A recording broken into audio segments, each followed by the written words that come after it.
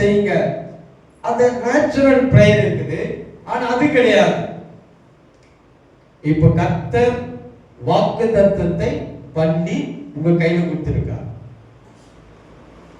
அவர் பேர்ல ஆணையிட்டு சத்தியம் பண்ணி இப்போ கொடுத்திருக்கிற அந்த அந்த வாக்குத்தத்தத்தின்படிதான். இப்போ உங்க ஜெபம் எதற்கு அடிப்படையில் இருக்குன்னா, according to the God's promise. ஒரு ஜெபம் என்றால் என்ன? எப்படி ஜெபிக்கணும்? வாக்குத்தத்தத்தின்படி ஜெபிக்கணும், இல்லைங்களா? நீர் சொன்னீர் அப்படின்னு போகும்போது தான் பரலோக வேலை செய்யும், பரலோக ராஜ்யம் வேலை செய்யும், பரலோகத்தில் தூதர்கள் வேலை செய்வார்கள். ஒரு புக் எழுதியிருக்கிறாங்க, on employment of angels. ஏஞ்சலுக்கு வேலை இல்ல பூமியில. ஏஞ்சல்ஸ்க்கு என்ன இல்ல? வேலை இல்ல. ஏன் வேலை இல்ல?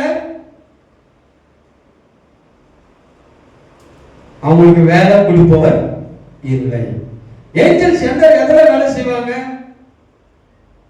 ஒண்ணுதான் வேலை செய்வாங்க, அக்கார்டிங் டு பிராமிஸ். வாக்குத்தத்தத்தின் படிதான், பைபிள் இருக்கிற வார்த்தையின் படிதான் ஏஞ்சல்ஸ் வேலை செய்வாங்க. நீங்க இன்னும் 1000 வார்த்தை, நீங்க இன்னும் வசனம் இந்த வசனம் இல்லை, அவங்க சொந்த வசனம் அவ்வளவு பண்ணாலும் பரலோகத்தில் தூதர்கள் வேலை செய்ய மாட்டார்கள்.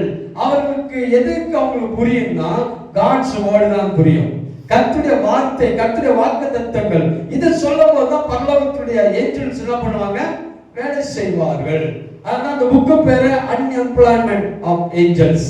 ஏஞ்சலுக்கு வேலை இல்ல, ஏன்னா வேலை கொடுப்பவர் இல்ல. யார் வேலை கொடுக்கணும்? நீங்களும் தான் வேலை கொடுக்கணும். ஏஞ்சல்ஸ் நமக்காக, ரட்சிக்கப்படுவர்களுக்காக கொடுக்கப்பட்ட பணிவிட காரியங்கள். they are the ministering spirit, those are going to get the salvation. நாம் ரட்சிக்கப்பட்டவர்கள், உங்களுக்காக எனக்காக தான் நமக்கு பணிவிடக்காரங்களா ஏஞ்சல்ஸ் கொடுத்திருக்காங்க. வேலைக்காரன் தனிச்சா வேலை செய்யவே மாட்டான், அவனுக்கு வேலை கொடுத்துக்கிட்டே தான் இருக்கணும். அதான் கம்பெனி நீங்க வேலை யாரும் செய்யறாங்கன்னா அவன் எதுவும் தானே செய்ய மாட்டான், அவனுக்கு வேலை கொடுத்தான் செய்வான். ஏஞ்சலுக்கு அப்படிதான். அப்ப நீங்க வேலை கொடுக்கணும், ஆனா எந்த வேலைன்னா உங்க வார்த்தைக்கு அவன் கீழ்ப்படிய மாட்டான். உங்க வார்த்தையோட எந்த வார்த்தை சேரணும்? காட்ஸ் வேர்ட், பிராமிஸ் வேர்ட், வாக்குத்தத்தங்கள் படி. பாருங்க, இஸ்ரவேல் ஜனங்களுக்கு மோசே பிரசங்கம் பண்றார். உபாகமம் 1ஆம் அதிகாரம் 14ஆம் வசனத்தை அந்த பிரசங்கம் எப்படி ஆரம்பிக்கிறார் பாருங்க. 1 டியூட்டரோனோமியா 1:11.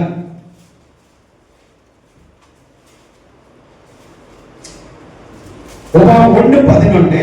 நீங்கள் இப்பொழுது இருக்கிறதை பார்க்கிறோம் 1000 மடங்கு அதிகமாகும்படி உங்கள் பிதாக்களின் தேவனாகிய கர்த்தர் உங்களுக்கு சொல்லியபடியே உங்களை ஆசீர்வதிப்பார். இப்போ 1000 மடங்கு பெருகணும். இப்ப இருப்பது காட்டில பெருக்கம் உண்டாகணும்னா இப்ப கர்த்தர் எப்படி செய்வாரு?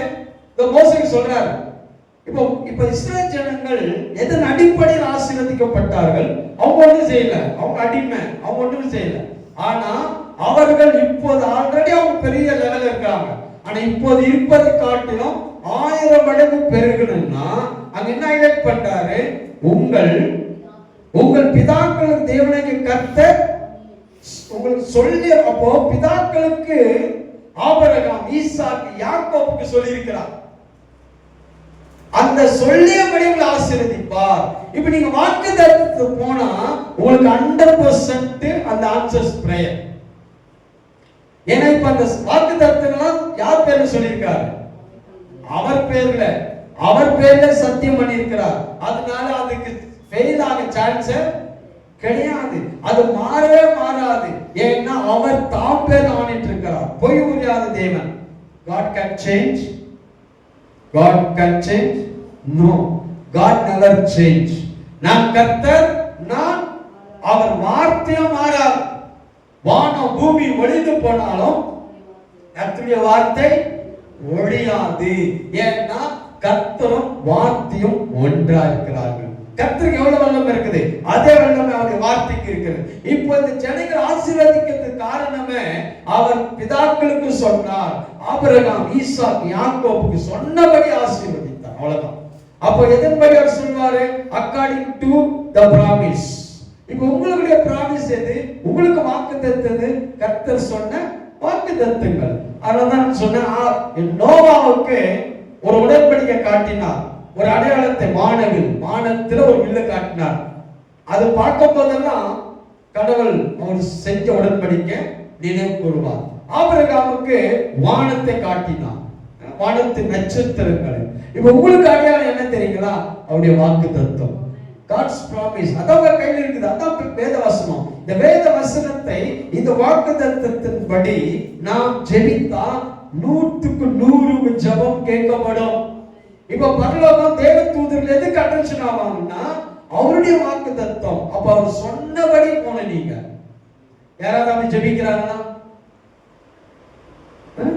நல்ல அருமையா ஜெபிக்கிறாரு. ஆனா அந்த வாக்கு தத்துவம் இல்லாதபடி ஜெபிக்கிறார். இப்ப வாக்கு தத்துவம் இல்லைன்னா நீங்க எவ்வளவு ஜெபம் பண்ணாலும் அந்த ஜெபத்திற்கு பதில் இல்லை. ஒரு லைன் போட்டுருவாங்க இல்லைங்களா? டீச்சர்ஸா இருக்கீங்க, அவங்க என்ன தெரியுங்களா, இந்த எல்லாம் போட்டிருக்கலாம், கீழே ஆன்சர்ஸ் கரெக்டா இருக்கணும். அது தப்பானா மேல ஒரு கோடு. ஏன் அவன் பக்கமா எழுதிருக்கிறான், அதெல்லாம் கிடையாது. லாஸ்ட் ஆன்சர் தப்பு, ராங். அதனால ஒரே ஒரு கோடு போடுவான். பரலோகம் கூட அப்படிதான். நான் நாளெல்லாம் ஜெபிச்சிட்டேன், பரலோகம் ஒரு கோடு போட்டுருக்கு. ஏன்னா ஒண்ணும் இல்ல. ஏன்னா அதுல என்ன இருக்கணும்? வாக்குத்தத்தம் இருக்கணும். அப்ப ஜெபிப்பது எப்படி ஜெபிக்கணும்? வாக்குத்தத்தத்தின் படிதான். சாதாரணமா கேக்குறீங்க, இதான் ரியல் ட்ரூத், இதான் உண்மை, இதான் சத்தியம், இதான் ஜெபத்துடைய கோட்பாடு, ஜெபத்துடைய வெளிப்பாடு, the revelation of prayer, the principles of prayer. இப்போ நீங்க வாக்குத்தத்தத்தின் அடிப்படையில போனா பரலோகம் செஞ்சுதான் ஆகணும், பரலோக தூதர் செஞ்சுதான் ஆகணும். அதுக்காக நோ சொல்ல முடியாது. ஏன்னா அவர் தான் வாக்குத்தத்தம் பண்ணியிருக்கிறார், அவர் சத்தியம் பண்ணி கொடுத்திருக்கிறார், அவர் பிராமிஸ் பண்ணி கொடுத்திருக்கிறார். அவர் பிராமிஸ் பண்ணி கொடுத்தாருன்னா அந்த வார்த்தையின்படி நீங்க போயிட்டா அது தப்பவே தப்பாது, பொய்யாகவே. அப்ப ஜனங்க, இஸ்ரேல் ஜனங்கள் அவங்க பெருகிறதுக்கு காரணம் தேசமே பயப்பிடுச்சு. ஒரு பெரிய தேசம் யாத்திரை வாசித்தீங்கன்னா அந்த தேசம், எகிப்தில் இருக்கிற எல்லா தேசமுமே அவங்களை பார்த்து பயப்படுது. அங்க 70 பேர் தான் போனாங்க, ஆனா தேசமா மாற்றாங்க, பெருகினார்கள். எதன் அடிப்படையில் பெருகினார்களா? வாக்கு தத்துவம். உங்கள் பிதாக்கள், உங்கள் தேவனாய் கர்த்தர் பிதா, உங்கள் பிதாக்களுக்கு ஆபிரகாம், ஈசாக், யாக்கோபு. ஆனா தான் ஒவ்வொரு ஸ்டேஜிலும் வாக்கு தத்துவம் கொடுக்கிறார். இப்ப உங்களை ஆசீர்வதிக்க, உங்களை பெருக பண்ண, உங்களை உயர்த்த, உங்களை சக்சஸ் பண்ண, உங்க வாழ்க்கையில எல்லாம் செய்யணும்னா இப்ப ஒரு வார்த்தை அனுப்புகிறார். அந்த சங்கீதத்துல வாசிக்கிறோம், he sent his word, அவர் தம்முடைய வசனத்தை அனுப்புகிறார். இதுக்கு நாம ரெஸ்பான்ஸ் கொடுக்கிறது இல்ல. உங்க பிரேயர் எதுல இருக்கணும்னா வாக்குத்தத்தத்தின் அடிப்படையில் தான் இருக்கணும். பாருங்க, இன்னொரு ஜோஷுவா 24:15 ஆசீர்வாதத்துக்கும் பெருக்கத்துக்கும் பிராமிஸ் என்ன?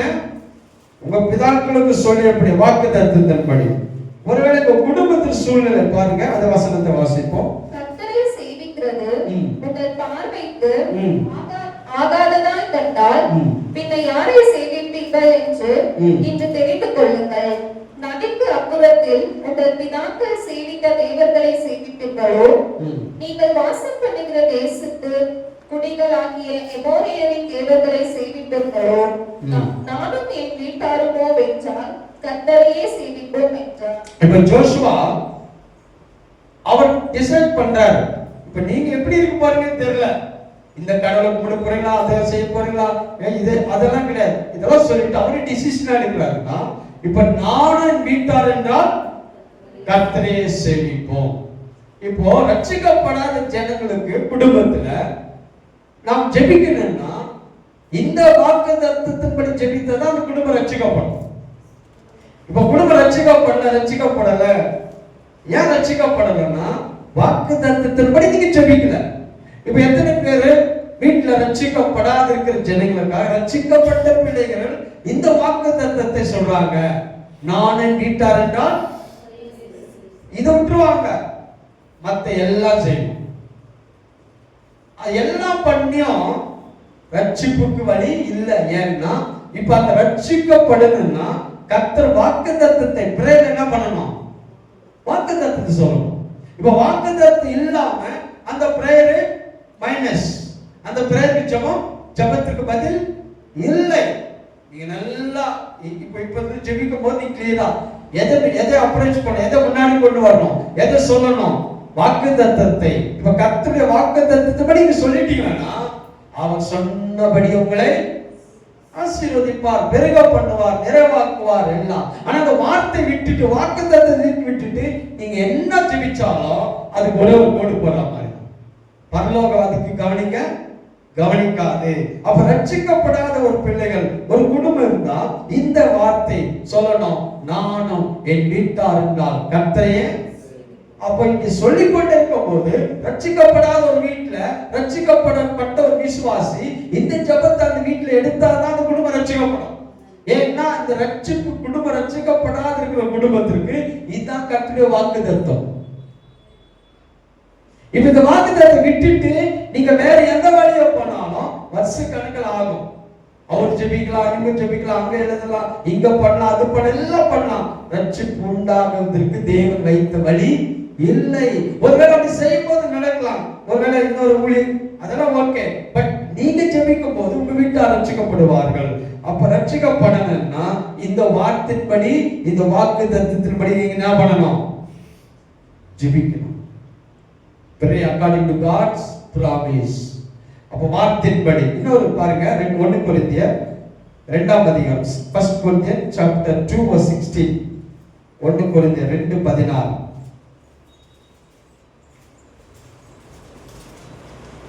1 கொரிந்தியர் 2:16 என்ன சொல்றது? கெட்டு போகிறவர்களுக்குள்ளே மரணத்துக்கு ஏதுவான மரண வாசனையாகவோ, ரட்சிக்கப்படுகிறவர்களுக்குள்ளே ஜீவனுக்கு ஏதுவான ஜீவ வாசனையாகவும் இருக்கிறோம். இவைகளை நடப்பிக்கிறதற்கு எவன் தகுதியானவர்?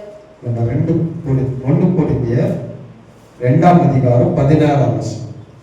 கர்த்தருக்கு போதிக்கத்தக்கதாக அவருடைய சிந்தையை அறிந்தவர் யார்?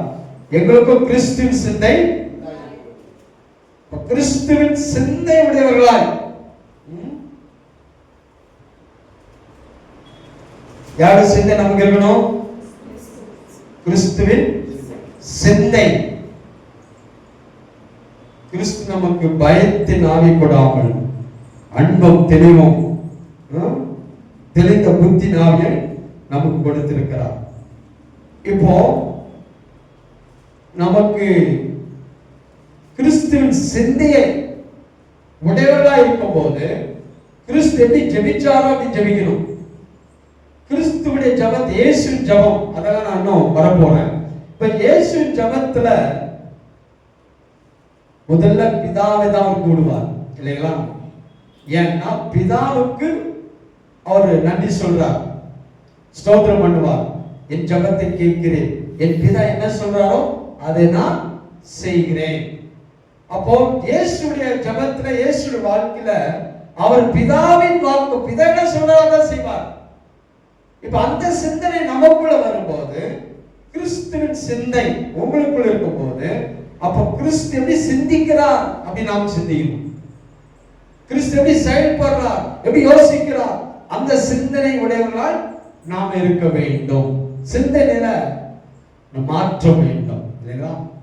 அப்ப நம்முடைய சிந்தனை எந்த சிந்தனை இருக்கணும்?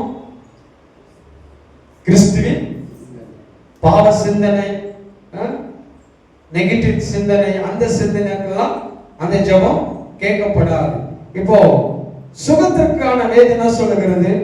1 பீட்டர் 1 பேதுரு 2:24 வசனம். 1 பீட்டர் 2:24. வியாதி இருக்கிறவங்க சொல்லப்பட்டிருக்கிற வசனம் 1 பேதுரு 2:24. நாம் பாவங்களுக்கு செத்து நீதிக்கு பிழைத்திருக்கும்படிக்கு அவர் தாமே நமது சரீரத்திலே நம்முடைய பாவங்களை சிலுவையின் மேல் சுமந்தார், அவருடைய தழும்புகளால் குணமானீர்கள். இப்போ வியாதி சுகமாக்கணும்னா இப்போ வாக்குத்தத்தம் தான். அவர் தாமே தமது சரீரத்தில் நம்முடைய பாவங்களை சிலுவையில் சுமந்து தீர்த்தார், அவருடைய தழும்புகளால். அப்ப வாக்குத்தத்தம் ஒரு சுகம் வேணும்னா இப்ப வாக்கு தத்தத்தை நீங்க சொன்னாதான் சுகம் உண்டாகும். இப்ப வாக்கு தத்தத்தை விட்டுட்டு நீங்க சுகத்திற்காக என்ன பண்ணாலும் சுகமாகுமா? ஆனா சுகமாக வழி பரலோகம், கர்த்தருடைய வழி இல்லை. இது மற்ற எல்லா வழியும் சொல்றோம் செய்யறோம். ஆனா ஜபத்துல சுகத்திற்கான ஜபம் இந்த வாக்கு தத்தம் சொன்னாதான் அவர் நாமே தமது சரீரத்தினால் நம்முடைய பாவங்களை சிலுவையில சுமந்து தீர்த்திருக்கிறார். இப்போ நாம் அவருடைய தழும்புகளா குணம், வியாதி இருக்கும்போது குணம் ஆணும்னு சொல்ல முடியுமா? ஆனா நம்ம சொல்வது இல்லை. அந்த வியாதியை சுகமாக்குறது, வியாதி இருக்கும் போது வியாதியை சொல்ல சொல்ல வியாதி சுகம் ஆகாது. ஒரு தலைவலின்னு சொல்லுங்களேன், அந்த தலைவலி நீங்க சொல்லிக்கிட்டே இருக்கிறீங்க, அதனால என்ன ஆகாது? ஏன்னா இப்ப நீங்க வியாதி இருக்கும் போது நீங்க அதை சொல்லும் போது அதுக்கு இன்னும் நீங்க பூஸ்ட் வார்த்தை கொடுக்குறீங்க. அதுதான் தலைவலிக்குது தலைவலிக்குது சொல்லிட்டே இருந்தீங்கன்னா வலிச்சுட்டே தான் இருக்கும். ஏன்னா இப்ப தலைவலி போகணும்னா இயேசுவின் தழும்புகளால் நான் சுகமானேன்னு சொல்ல முடியாது. ஏன்னா அவங்களுக்கு இருக்கிறதான சொல்லணும். இப்ப வயிற்று வலி அதான சொல்லணும், இப்ப இருக்கிற பிரச்சனை தான் சொல்லணும். ஆனா வாக்குத்தத்தத்தின்படி ஜபம் என்பது அது கிடையாது. இப்ப எல்லாம் வியாதி இருக்குது, எல்லா தலைவலி எல்லாம் இருக்குது, ஆனா இயேசுவின் தழும்புகளால் நான் சுகம் ஆனேன். அப்ப சுகம் ஆனேன்னு சொல்லும் போது வாக்குத்தத்தத்தின்படி ஜெபிக்கிறீங்க, பரலோகம் உங்களுக்கு என்ன செஞ்சு ஆகணும்? சுகம். வியாதின்னு சொல்ல மாட்டாங்க. 90% ஜனங்க சுகத்தை பேச மாட்டார்கள். அவங்க எதுதான் பேசுவாங்கன்னா வயிற்று வலி தான் பேசுவாங்க, தலைவலி தான் பேசுவாங்க. ஏன்னா அந்த வலி இன்னும் சொல்லுவாங்க, இந்த வலி உங்களுக்கு வந்தாலும் தெரியுவாங்க, இன்னொருத்தர் மேல போடுவாங்க. என் வலி உங்களுக்கு வந்தாலும் தெரியும் அந்த வலி எப்படி இருக்குது. இந்த வலி வாங்க முடியாது இருக்குது. ஆனா நாம் என்ன சொல்லணும்? இயேசுவின் தழும்புகளால். அப்ப வாக்குத்தத்தத்தின்படி ஜெபிக்கும் போது வியாதியும் சுகமாகும். அப்ப ஜபத்துல எந்த அளவுக்கு நம்ம போயிருக்கிறோம் பாருங்க. இப்ப நாம் செழிக்கணும், நாம் ஆசீர்வதிக்கப்படணும், நாம் செல்வ செழிப்பா இருக்கணும். அதுக்கு என்ன சொல்லப்படுது? டியூட்டரோனோமி 28:12, உபாகம் 28:12 என்ன சொல்லுகிறது? உபாகம் 28:12, ஏற்ற காலத்தில் தேசத்திலே மழை பெய்யும், நீ கையிட்டு செய்யும் வேலைகளை எல்லாம் ஆசீர்வதிக்கவும் கர்த்தர் உனக்கு தமது நல்ல பொக்கிஷ சாலையாகிய வானத்தை திறப்பார். நீ அநேகம் ஜாதிகளுக்கு கடன் கொடுப்பாய், நீயோ கடன் வாங்காதிருப்பாய். இப்ப நாம செழிப்பா இருப்பதற்கு வாக்குத்தத்தம் என்ன சொல்லுது? ஏற்ற தேசத்தில் ஏற்ற காலத்தில் தேசத்தில் மழை பெய்யும், நீ கையிட்டு செய்யும் வேலையெல்லாம் ஆசீர்வதிக்கப்படும்.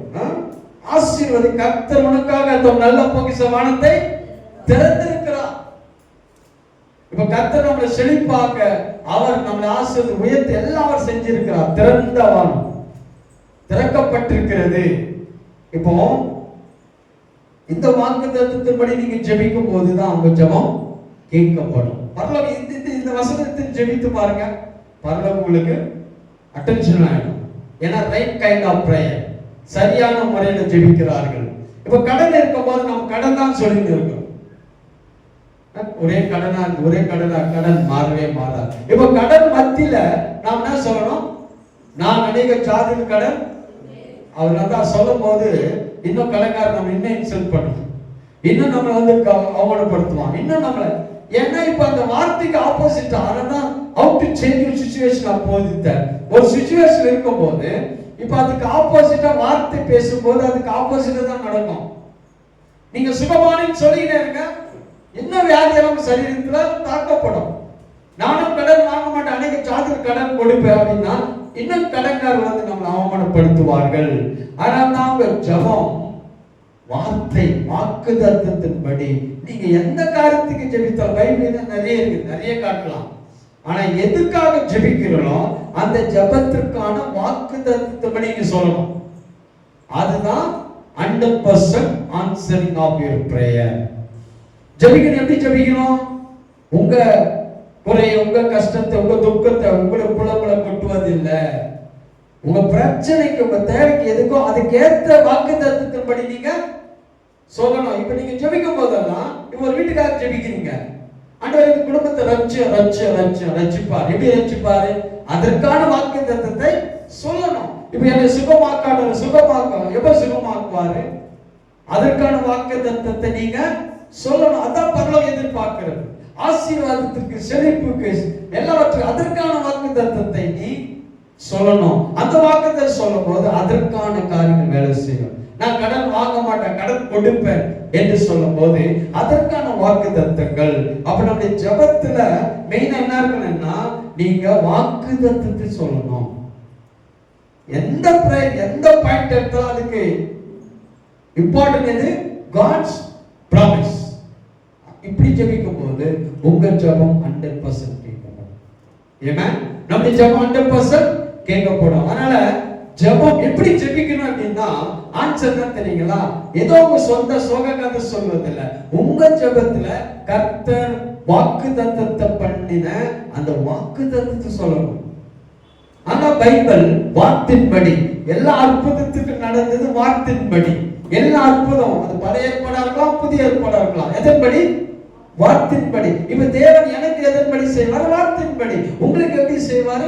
வார்த்தையின்படி. ஏன்னா வாக்குத்தத்தம் தான் இப்ப அவர் பிடித்திருக்கிறார், வாக்குத்தத்தத்தை கொடுத்திருக்கிறார். ஏன்னா அவர் தாம் பேர்ல சத்தியம் பண்ணி அவர் நம் கையில இந்த வாக்குத்தத்தத்தை கொடுத்திருக்கிறார். இப்ப இதன்படி அப்ரோச் பண்ணதான் பிரேயர். இதை விட்டுட்டு, வார்த்தை விட்டுட்டு, அந்த வசனமே வராது. ஜெபிக்கிற அத்தனை பிள்ளைகளுக்கு என்ன வராது? வசனம் இல்லாம இது நல்ல வசனம் ஜெபிப்பாங்க இல்லைங்களா? ஆனா அந்த வசனம் பரலோகம் கேட்கறது இல்ல. என்னைக்கு பிராமிஸ் உங்க வாயிலிருந்து வருதோ அதுக்கு தான் பரலோகம் வேலை செய்யும்.